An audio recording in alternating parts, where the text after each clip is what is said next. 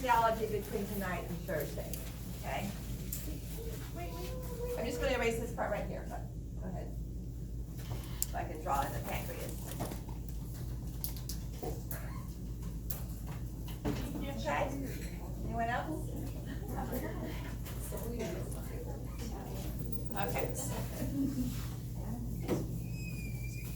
Now, the pancreas is another outgrowth of the cells that form the gastric duct. Normally would be our esophagus and stomach and small intestine. And actually, two heads grow out. One grows out to the right, one grows out to the left.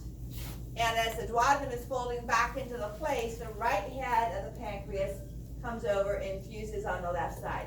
Notice what happened to my right upper lip, okay? As it came over, it makes this little dog leg, and that becomes part of the main pancreatic duct. What stays from the other one becomes a smaller diameter accessory duct, all right, which you can barely see through here. So I'll draw that in as a dotted line. Out towards the spleen, we have the tail of the pancreas. It's long and pointed. And our main pancreatic duct. Then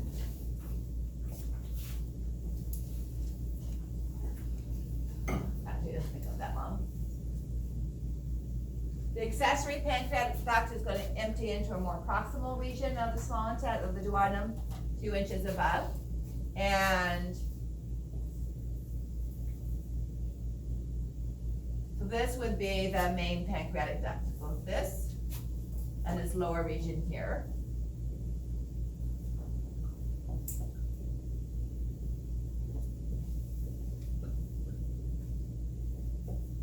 Okay.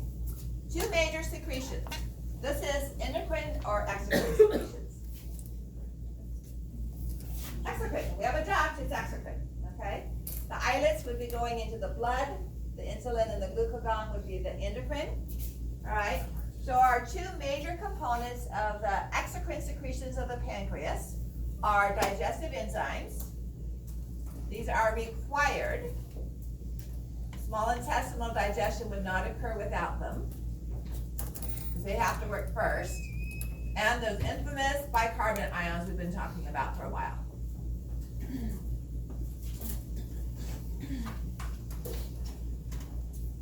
Remember how I talked about on Wednesday how the duodenum was a receptacle, a receiving area? It's only 10 inches long.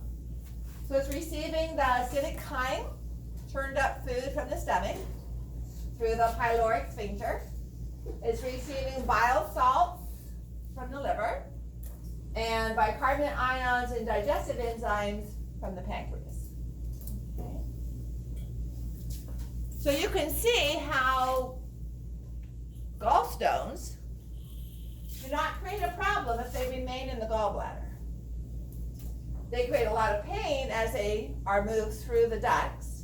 And if they get down to this region here, to the ampulla, they can block pancreatic flow. All right?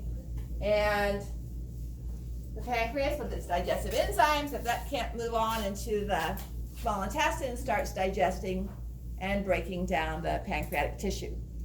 Because we have enzymes that break down lipids and carbohydrates and proteins. Okay? Our wet lab on Wednesday, so you need your goggles, okay? Our closed-toed shoes, although it's cold enough weather, not too many of us are wearing sandals.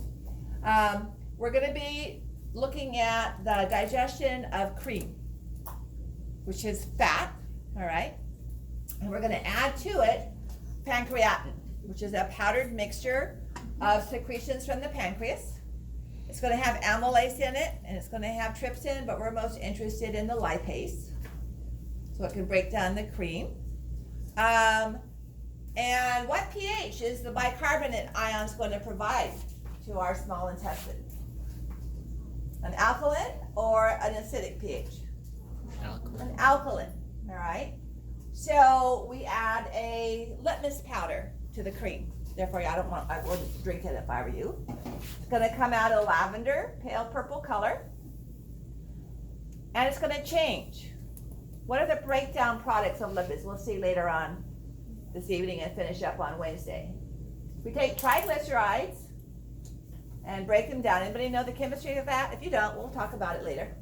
3-carbon glycerol, and attached to each carbon of the glycerol are fatty acids. What are released fatty acids going to do to our pH? They're going to lower it. So the major way to tell on Wednesday whether we have lipid digestion is the color is going to change from purple to mauve, a reddish pinkish color, because of the change in pH. Okay? Just a heads up. There might be a stinky smell too, because one of the fatty acids is kind of egg, sulfur egg kind of smell. But you kind of have to waft it up to your nose to actually smell that. All right, so let's stop here. Gallstones, gallbladder stones, by the way. Surgery to remove gallstones used to be about a 4 to 5 inch incision under the ribs, and now it's done laparoscopically. Put in some air or gas to distend the peritoneal cavity to give them more room to work. One thing they have to be really careful of is that they don't ligate the cystic artery, which is a branch off of our hepatic artery proper.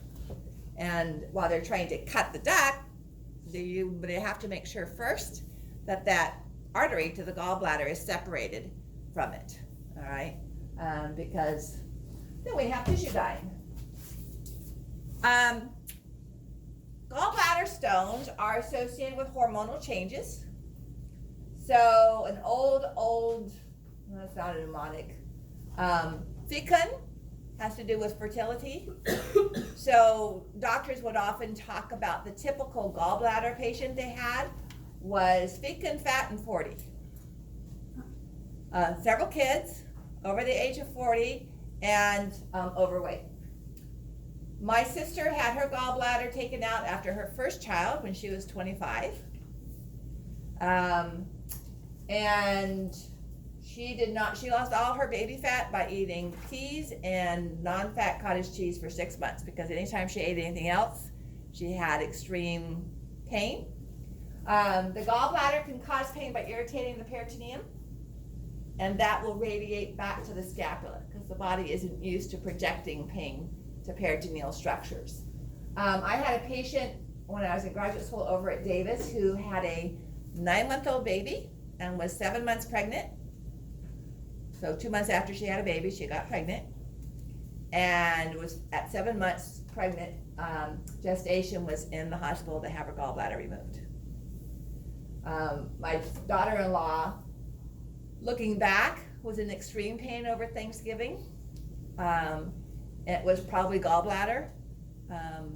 Brooklyn was born the day after Christmas, and by the time she was 3 weeks old, she had her first diagnosed gallbladder attack. So my mom had her gallbladder out the 40 stage. Michelle, my daughter-in-law's, both her parents have had their gallbladders out, so it's kind of familiar there. But the changing hormones apparently contributes to the precipitation of salts in the formation of these stones. All right, so before we take a break, question 4, which of these components is properly brought together to define the result?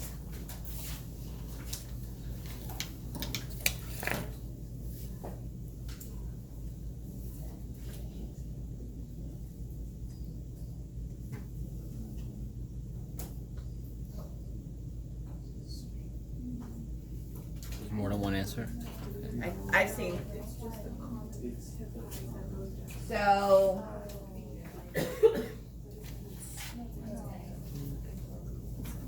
yeah, there's just one answer. Wait, no, there's two.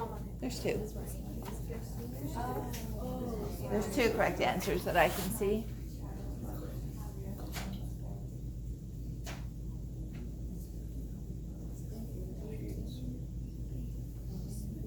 What about B? Okay, so the first one says right and left hepatic ducts form the common bile duct. Is that true? No. No, they form the Common hepatic. common hepatic duct. The second one says the common hepatic duct plus the cystic duct forms the common bile duct. Yes. Yes. All right, the next one says the main pancreatic duct plus the common bile duct forms the hepatopancreatic ampulla. Yep, that one would be true too. And then the other one says main pancreatic duct plus common hepatic. No, that doesn't even work. Okay, nor does the last one. Okay, so there are two correct answers.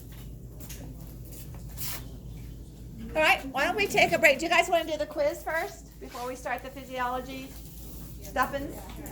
Okay, so the quiz covers the mouth. You should, the salivary glands, although everything I mentioned may not necessarily be on the quiz. Okay, so salivary glands, teeth, the papillae that we find on the tongue, the layers of the GPAT, so the mucosa, submucosa, muscularis mucosa, muscularis externa component, serosa part, blood supply.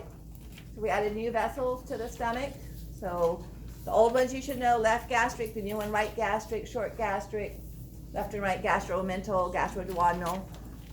Peritoneal structures, so lesser and greater omentum, mesenteric proper, transverse mesocolon, root of the mesentery. Okay. I don't have any structures of the small intestine other than the GPAT kind of stuff on there. Okay, so I don't ask for duodenum or jejunum or the plicae circularis yet. Okay. Is there any hist on this? There's no histology on this one. That one is Wednesday. Okay, like we did our urinary and our respiratory ones.